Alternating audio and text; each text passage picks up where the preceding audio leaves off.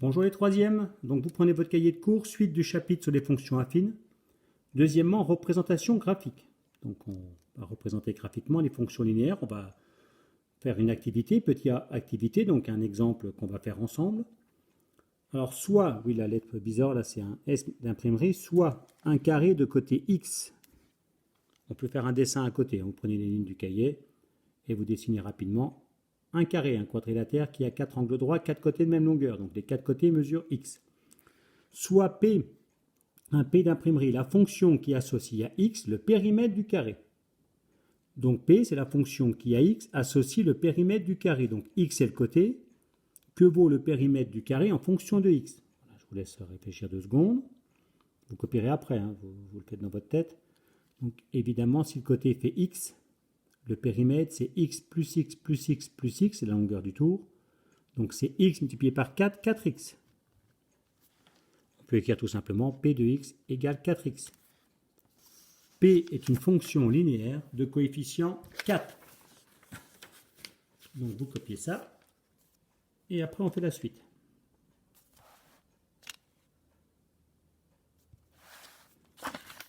Alors pour la suite, pour représenter graphiquement une fonction, on a besoin de faire un tableau. Dans ce tableau, on va placer une première ligne où on mettra quelques valeurs pour l'antécédent x, et la deuxième ligne en dessous, où on mettra les images correspondantes respectives p de x.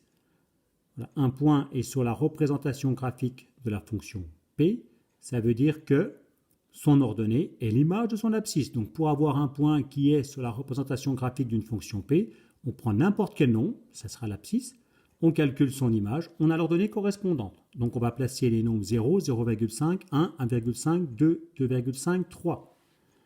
On dit qu'on avance à un pas de 0,5. J'ai pris des nombres réguliers, j'avance tous les 0,5. Ils sont plus faciles à placer en plus. Donc vous faites ce tableau et vous le complétez au crayon de papier. Et quand c'est fait, vous revenez au cours. Donc pour trouver l'image d'un nombre, on le multiplie par 4. On peut mettre l'opérateur là. Évidemment, on a une situation de proportionnalité. On multiplie par 4 dans un sens. On peut dire aussi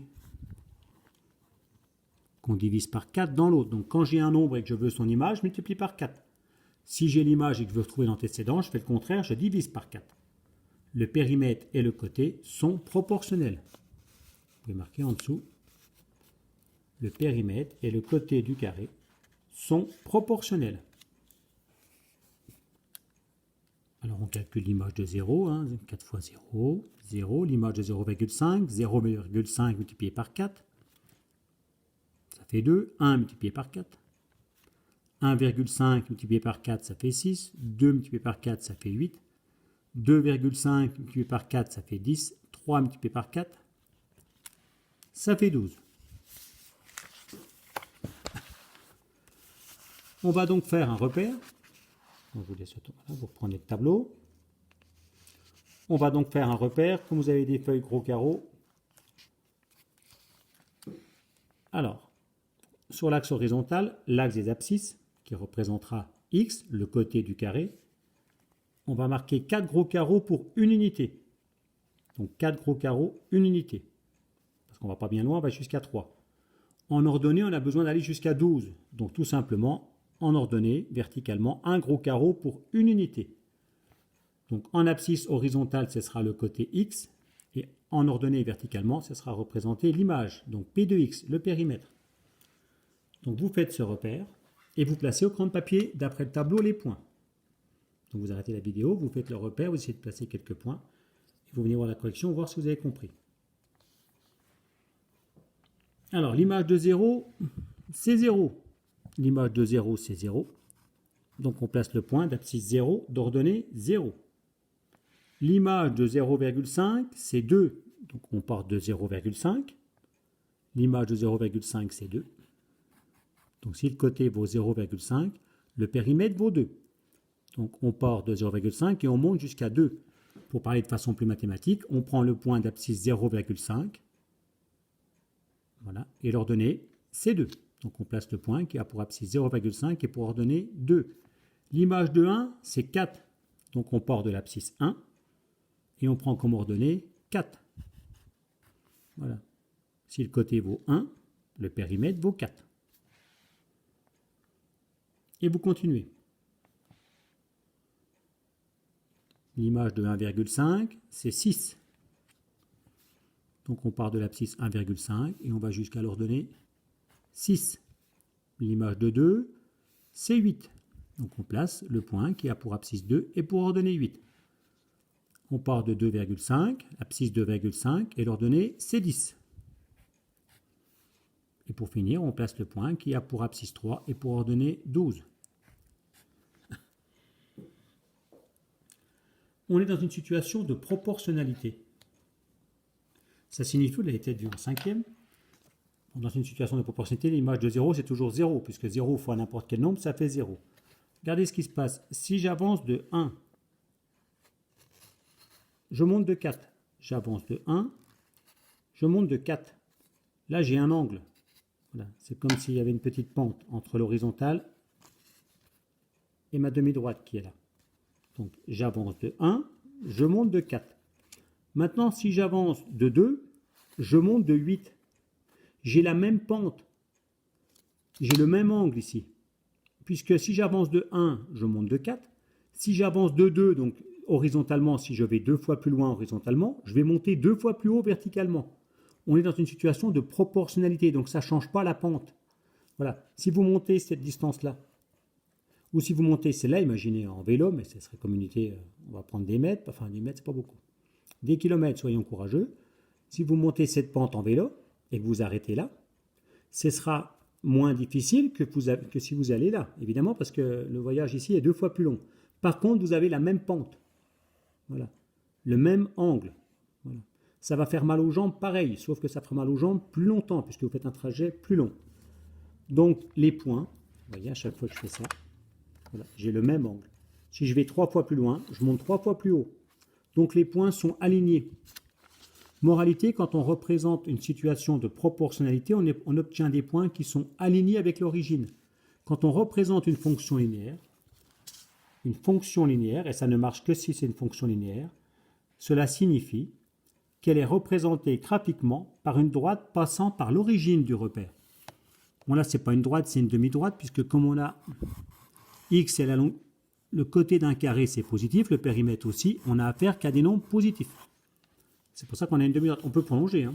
Je me suis arrêté à carré de côté 3, mais j'aurais pu continuer. Carré de côté 3,5, 3,6, 3,7, 4, 5, ce qu'on veut. Donc on la prolonge un petit peu.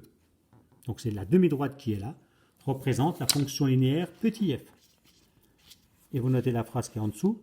Voilà, j'ai mis droite, j'ai pas mis demi-droite, parce que dans les cas généraux, il y aura des nombres, des abscisses et des ordonnées qui pourront être négatives. On verra ça la prochaine fois.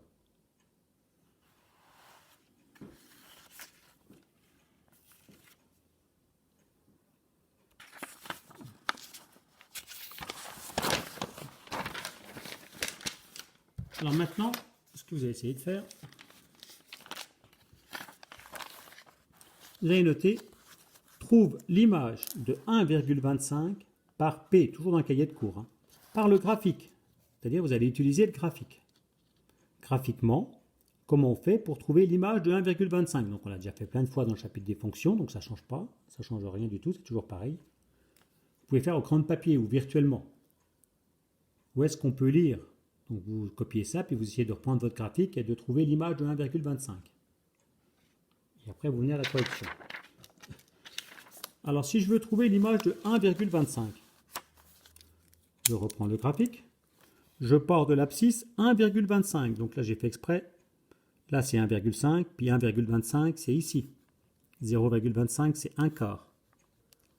Si je veux trouver l'image de 1,25, je vais prendre le point de la demi-droite, de la représentation graphique de la fonction, donc je prends le point de la demi-droite qui a pour abscisse 1,25 et je vais lire son ordonnée.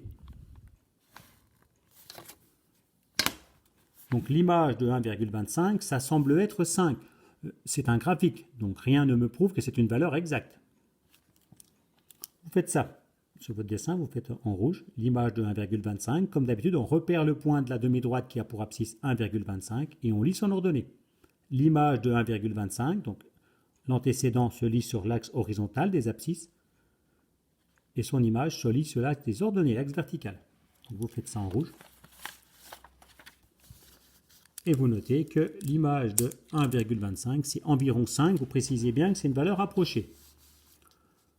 Vous donnez la méthode, on prend le point de la demi-droite d'abscisse 1,25 et on lit son ordonnée. Vous marquez tracé rouge. Maintenant, la même question, mais par le calcul. Donc, par le calcul, ça veut dire qu'on veut une valeur exacte cette fois-ci.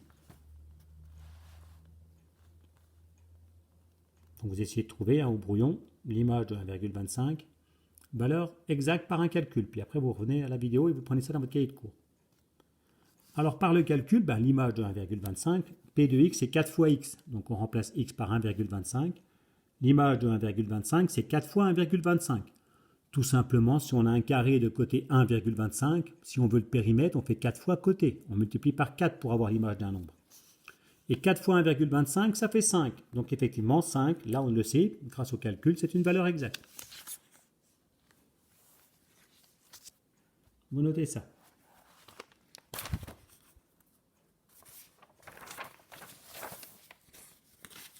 Maintenant, question dans le sens inverse. Je ne sais pas si vous vous rappelez, mais quand on avait fait le chapitre sur les fonctions, on avait commencé par un exercice qui ressemblait à ça. On avait fait un carré de côté x, on avait fait l'aire du carré. Donc l'aire d'un carré de côté x fois x au carré. On avait représenté la fonction f de x égale x au carré, et je vous avais posé les mêmes questions. Trouver graphiquement l'image de 1,25, puis par le calcul, et trouver l'antécédent de 7, par le graphique et par le calcul. Vous pouvez retrouver, c'était les mêmes questions.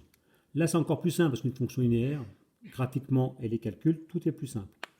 Trouve l'antécédent alpha de 7 par la fonction p, par le graphique. Donc vous cherchez virtuellement au grand papier sur votre graphique ou virtuellement. Vous copiez ça et vous regardez sur votre graphique où est-ce qu'on peut le trouver, où est-ce qu'on peut le lire. Donc l'antécédent, je l'ai appelé alpha. Pour changer d'une lettre, comme petit, j'aurais pu l'appeler petit a, comme le début d'antécédent. Alpha, la lettre grecque, donc c'est le a grec pour changer un petit peu. Alors si je veux trouver l'antécédent de cette fois-ci, rappelez-vous, on va faire le parcours dans le sens inverse. Je veux trouver le nombre qui a pour image 7. Donc je pars de l'axe des ordonnées. Et je vais faire le chemin dans le sens inverse. Je veux trouver le point de la demi-droite qui a pour ordonnée 7. Le point de la demi-droite qui a pour ordonnée 7, le voilà. Je veux lire son abscisse, je fais comme ça. Donc l'antécédent de 7, le point qui a pour image 7, c'est celui-là. Vous marquez alpha. C'est le nombre alpha. Alors graphiquement, on a l'impression qu'on tombe sur 1,75. Donc vous faites ça en vert. Vous faites bien ça sur le graphique. Alors, alpha environ 1,75. Mais c'est une valeur approchée. On prend le point de la demi-droite, d'ordonnée 7, et on lit son abscisse. On fait le contraire de ce qu'on a fait tout à l'heure. Tracé vert, donc vous marquez, c'est ce qu'on a fait en vert. Cette fois-ci, il faut trouver par le calcul l'antécédent alpha de 7 par la fonction p.